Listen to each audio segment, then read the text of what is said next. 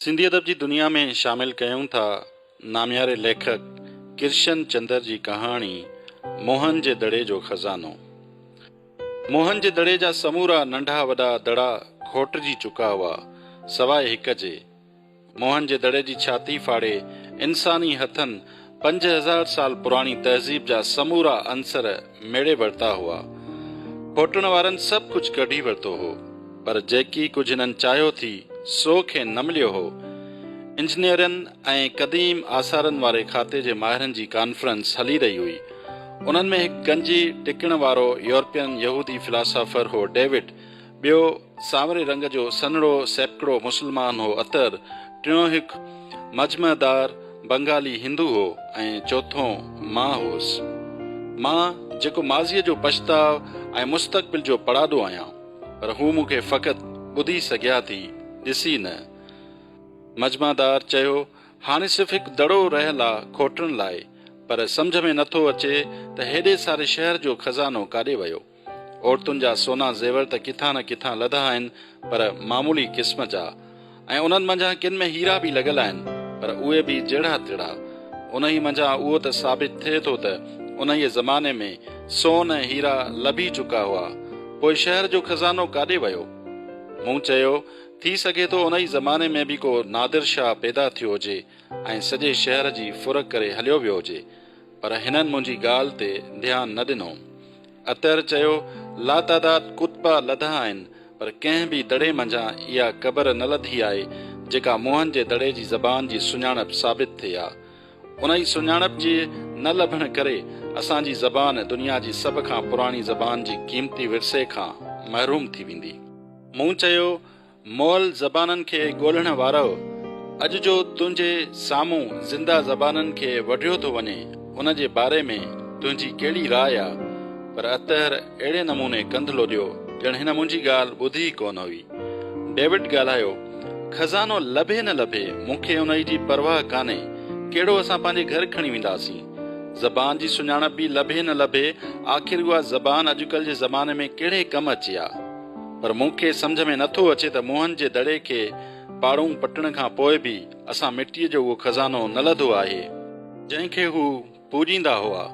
हर हिकु तहज़ीब लाइ ख़ुदा जो तसवुर ज़रूरी आहे, पर हेतिरी खोटराई करण खां पोइ बि असांखे ख़बर न पई आहे त उन ई ज़माने जा माण्हू छाजी पूॼा कंदा हुआ।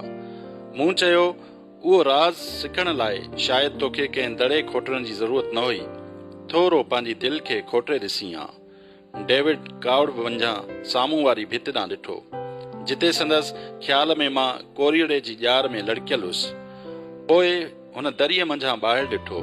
ॿाहिरि मैदान में हिकु पोड़ो धनार रिढूं चारे रहियो हो। डेविड चयो, हिकु ॾींहुं हिन पोड़े धनार मूंखे ॿुधायो हो त मोहन जे दड़े जो सभ खां वॾो राज़ उन ई वॾे दड़े में पूरियल आहे। मूं चयो, उन ई वॾे दड़े में जेको अञा खोटियो न वियो आहे, पर कंहिं बि मूंखे जवाबु न ॾिनो। सभु पंहिंजनि पंहिंजनि ख़्यालनि में गुम हुआ। डेविड चयो, राति असां टई गॾिजी आख़िरी दड़े खे खोटींदासीं। उन ई मंझां अतर तकड़ में चयो, शायदि मोहन जे दड़े जी ज़बान जी सुञाणप जहिड़ी का शइ लभी पवे। मजमादार चयो, शायदि मोहन जे दड़े जो खज़ानो लभी पवे। डेविड चयो, शायदि मोहन जे दड़े जो देवता लभी पवे। राति जो 3 पहर ताईं हू टई खोटराई कंदा रहिया, पर कम जी का बि शइ न निकिती। पत्थर जो कोई कुतबो, ॿारनि जो रांदीको, औरतुनि जो ज़ेवर, मुर्दे जो ताबूत या कुझु ॿियो, कुझु बि न निकितो। बसि रुगो वारी ई वारी हुई। चइबो त धनार रुगो वात पिया आहियूं, डेविड कावड़ मंझां चयो। मजमादार चयो, क़ीमती शइ सभ खां पछाड़ीअ में निकिरंदी आहे, छो त उहा इंसान जी फितरत आहे त सभ खां क़ीमती शइ हू सभ खां महफ़ूज़ जॻह ते रखंदो आहे। हाणे असां दड़े जी पछाड़ीअ ताईं अची पहुता आहियूं। अतर पंहिंजे नेड़ तां पघर उगंदे चेल सिधी कंदे चयो, पर अञा ताईं मिटीअ में हथोराणियूं हणी रहिया आहियूं। संदसि लहजे में मायूसी हुई। मूं चयो, पर उन ई 5000 साल पुराणी मिटीअ खे त ॾिसो, उन ई जे ज़रे ज़रे में पुराणनि कहाणियुनि जी सुगंध आहे। उन ई मिटीअ मंझां चूड़ियूं ठहियूं हुयूं जिन खे मोहन जे दड़े जी औरत पंहिंजी नाज़ुक कराईअ में पातो हो। उन ई मिटीअ मंझां मोहन जे दड़े जे ॿारनि नंढड़ा घरड़ा ठाहिया हुआ। उन ई मिटी में अॼु खां 5000 साल अॻु जे आशिकनि खे पूरियो वियो हो। थोरो सिंघी त ॾिसो उन ई शइ खे, ॿुधो। ये 5000 साल पुराणी मिट्टी छा थी चवे, छा थी ॿुधाए, कहिड़ो फरियाद थी करे। उन ई महल ई ओचितो मजमादार जो बेलचो कंहिं टामे जहिड़े थांव सां वञी लॻो ऐं हू बेलचो रखी उते ई वेही रहियो। संदसि दिलि ज़ोर ज़ोर सां धड़कण लॻी। ख़्याल सां संभाले डेविड सम्झाइण वारे अंदाज़ में चई पाण बि मजमादार जे भरिसां वेही रहियो। अतहर बि संदन भरिसां अची वेही रहियो। गैस लैम्प जी रोशनीअ में हिन हथनि सां बल्कि नहनि सां मिटी खोटरे उन जे थांव खे ॿाहिरि कढियो ऐं छंडे फूके थांव खे गैस लैम्प जी रोशनीअ में ॾिठो। मजमादार ख़ुशीअ अचां रड़कंदे चयो, ही त सोन जी पेती आहे। वाकई उहा सोन जी सुहिणी पेती हुई, जंहिं ते वणंदड़ चिटसाली थियल हुई ऐं मोहन जे दड़े जी पुराणी ॿोली जी अखर उखरियल हुअसि ऐं अजीब ग़रीब क़िस्म जी देवियुनि ऐं देवताउनि जूं तस्वीरूं उखरियल हुयूं। मजमादार रड़कंदे चयो, इहो ई आहे मोहन जे दड़े जो खज़ानो, हीरा लाल। अतहर चयो, न, हिन मंझां मोहन जे दड़े जी ॿोलीअ जी सुञाणप थींदी। ही ॿाहिरियां उकरियल अखर त ॾिसो। डेविड चयो, न, हिन में मोहन जे दड़े जा देवता आहिनि। जल्दी कयो, खोलियो। मजमादार तकड़ में चयो, जल्दी कयो। पेतीअ खे सोन जो तालो लॻल हो, पर डेविड खे तालो खोलण में देरी न लॻी, छो त क़दीम आसारनि वारे खाते जे माहिरनि जा हथ ताला खोलण में बि माहिर हूंदा आहिनि।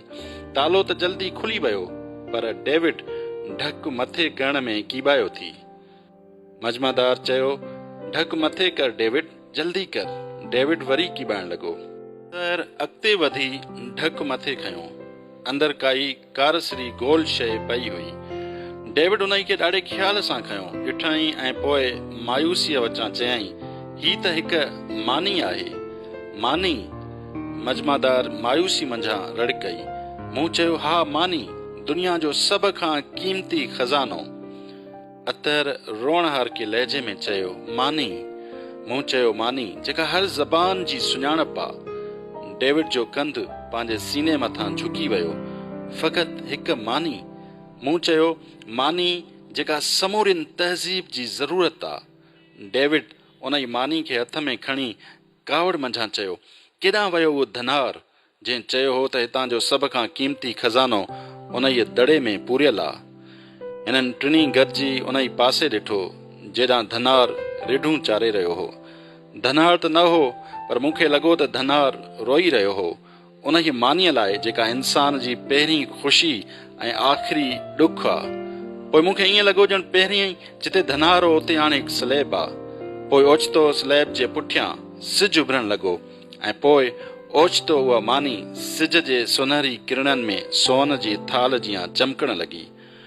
ओचितो इन्हनि टिनी खे काई ॻाल्हि सम्झ में अची वई ऐं मजमादार डेविड ॾांहुं इशारो करे चयो, लिकाए छॾ, इहा मानी लिकाए छॾ, मज़ूर कम ते अची रहिया आहिनि। डेविड तकड़ में मानी लिकाए छॾी ऐं आसमान ॾांहुं ॾिठई। सुबुह थी रहियो हो ऐं मज़ूर बेलचा खयूं कम ते अची रहिया हुआ।